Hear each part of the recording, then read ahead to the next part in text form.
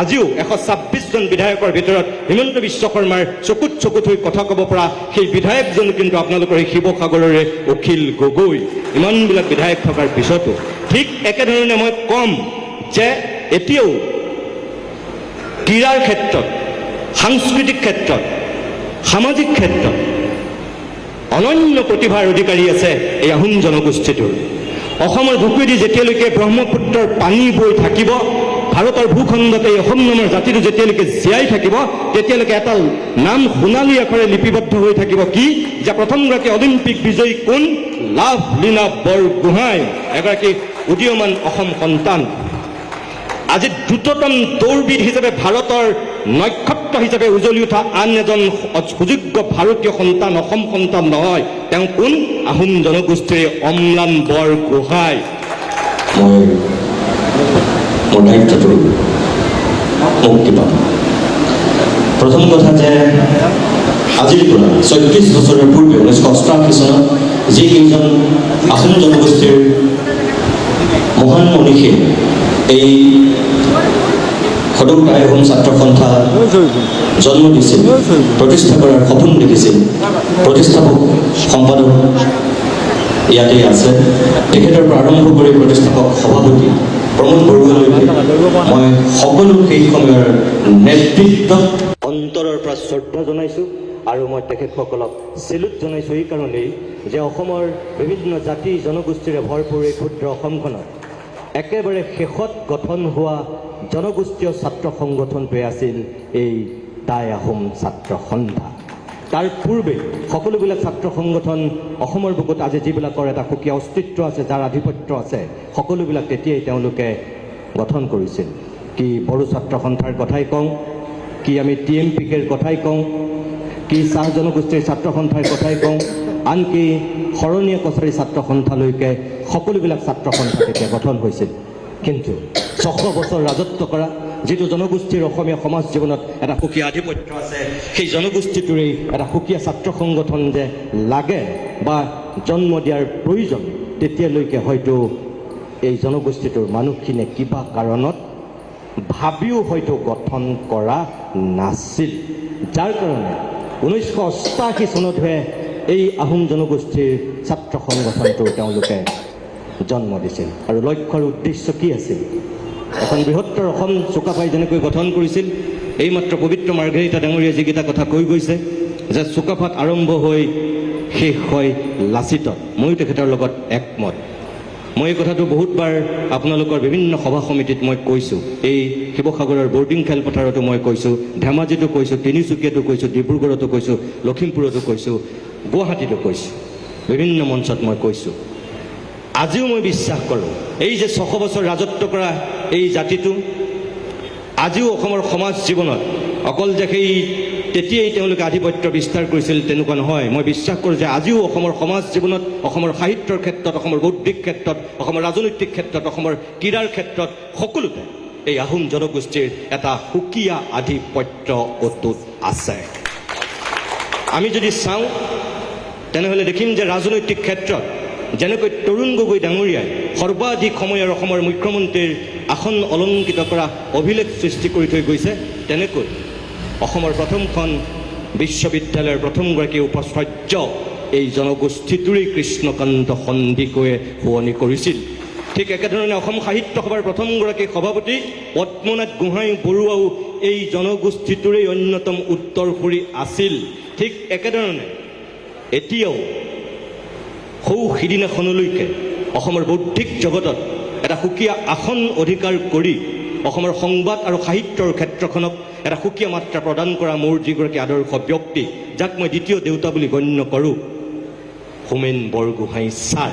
অসমত একমাত্ৰ ব্যক্তি যি 54 বছৰ ধাৰাবাহিকভাৱে সংবাদ জগতৰ সম্পাদকৰ দায়িত্ব তেওঁ বহন কৰিছিল আৰু অসমৰ বৌদ্ধিক জগতৰ অন্যতম ভোটা তৰা হিচাপে উজলি আছিল। কোনো অসমীয়া নাই ইমান দীঘলীয়া সময়, ইমানকেইখন কাকত প্ৰতিষ্ঠা কৰি, ইমানকেইখিনি সাহিত্য সাধনা কৰি অনেক নতুন সাহিত্যিক সৃষ্টি কৰিছিল। তেওঁ সমান কোনো দ্বিতীয় এজন সাহিত্যিক এতিয়ালৈকে ওলোৱা নাই। যেনেকৈ পদ্মনাথ গোহাঁই বৰুৱা অনন্য, ঠিক একেধৰণে হোমেন বৰগোহাঁইও আজিও সুকীয়া আসনত। কোনোবাই ৰাজনৈতিক আদৰ্শত তেখেতৰ লগত পাৰ্থক্য হ'ব পাৰে, মত পাৰ্থক্য থাকিব পাৰে। মই ভাবোঁ আজিও যে অসমখনৰ এজন অঘোষিত অভিভাৱকৰ দায়িত্ব পালন কৰি আছে, সেইজন হৈছে ডক্টৰ হীৰেন গোহাঁই।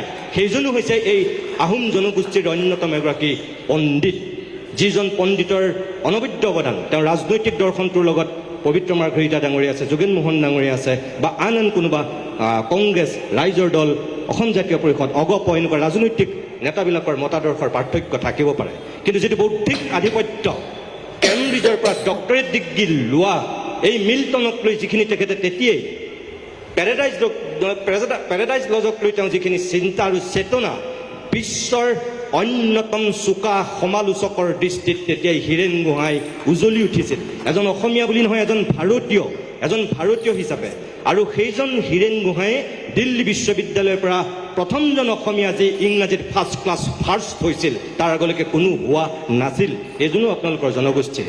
ঠিক একেধৰণে এতিয়াও মই যদি কওঁ কেন্দ্ৰীয় মন্ত্ৰীসভাত সৰ্বানন্দ সোণোৱালক বাদ দি এই পবিত্ৰ মাৰ্ঘেৰিটা যেনেকৈ আপোনালোকৰ আহোম জনগোষ্ঠীৰ, তেনেকৈ কিন্তু বিৰোধী সংসদত কপাবৰ কাৰণে নৰেন্দ্ৰ মোদীৰ চকুত হৈ কথা ক'ব পৰাকৈ গৌৰৱ গগৈৰো আন এজন আপোনালোকৰ সুযোগ্য সন্তান।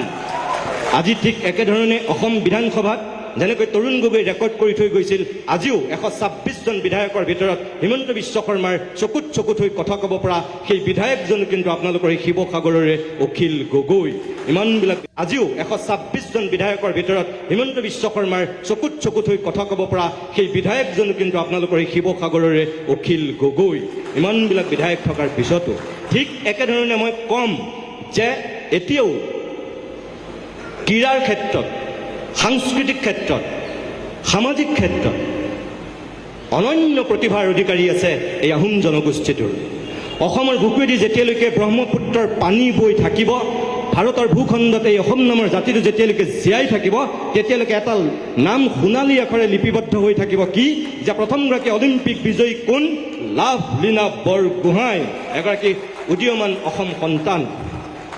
আজি দ্ৰুততম দৌৰবিদ হিচাপে ভাৰতৰ নক্ষত্ৰ হিচাপে উজলি উঠা আন এজন সুযোগ্য ভাৰতীয় সন্তান, অসম সন্তান নহয়, তেওঁ কোন?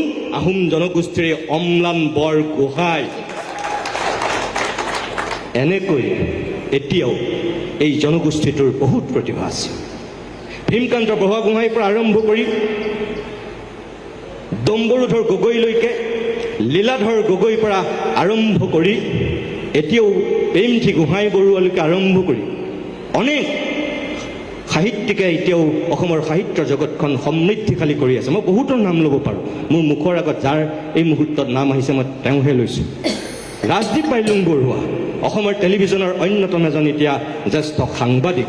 আপোনালোকৰ এই যে সকলো ক্ষেত্ৰত ক্ৰীড়া, ৰাজনীতি, সমাজ, সংস্কৃতি সকলোতে যে এই এটা দপদপাই আছে, এই যে বিপিন চাওডাঙৰ পৰা এই যে আচুৰ্য বৰপাক্ষলৈকে এই যে সকলো মানুহখিনি এই জনগোষ্ঠীটোৰ ক'ত নাই তাৰমানে এই আহোম জনগোষ্ঠীৰ মানুহৰ আধিপত্য।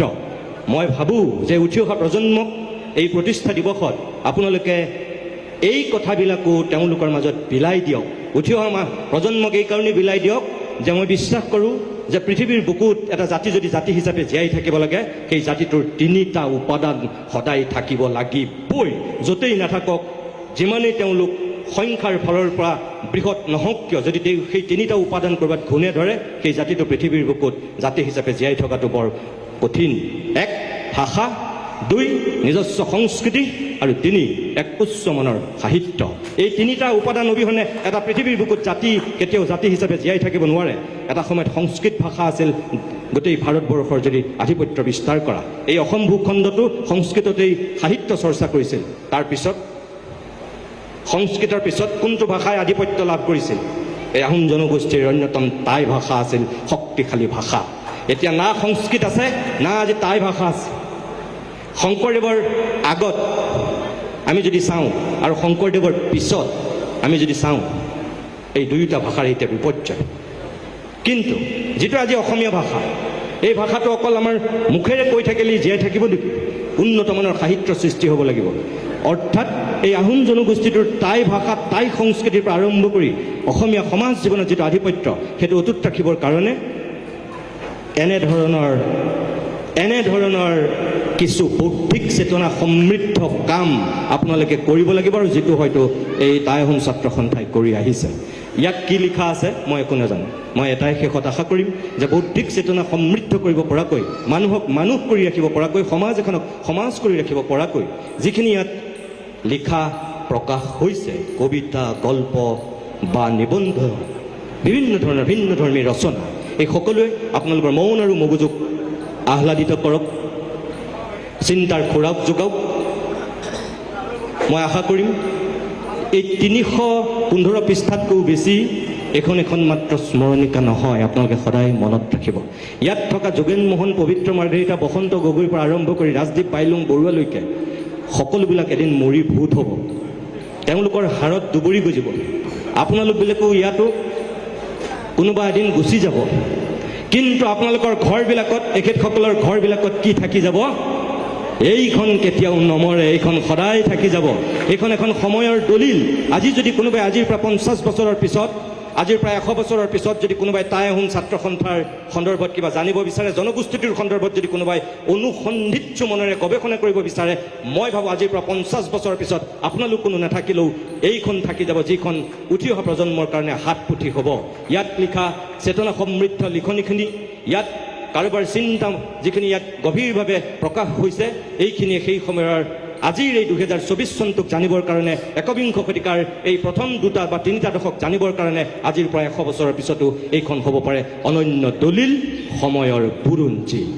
আনুষ্ঠানিকভাৱে মই সম্পাদক এনামুদ্দিন আহমেদ ডাঙৰীয়াক অভিনন্দন জনাইছোঁ, আৰু আশা কৰিছোঁ যিখিনি কষ্ট, শ্ৰম, ত্যাগ স্বীকাৰ কৰি ইতিহাসে পৰশা ৰংপুৰ আজি প্ৰকাশ কৰা হৈছে, আপুনি সফল হওক। আৰু আপোনালোক সকলোকে পুনৰবাৰ বহুত বহুত ধন্যবাদ আৰু অভিনন্দন জনাই আনুষ্ঠানিকভাৱে ইতিহাসে পৰশা ৰংপুৰ উন্মোচন কৰা বুলি ঘোষণা কৰি মই মোৰ দুআষাৰ সামৰণি মাৰিছোঁ। নমস্কাৰ।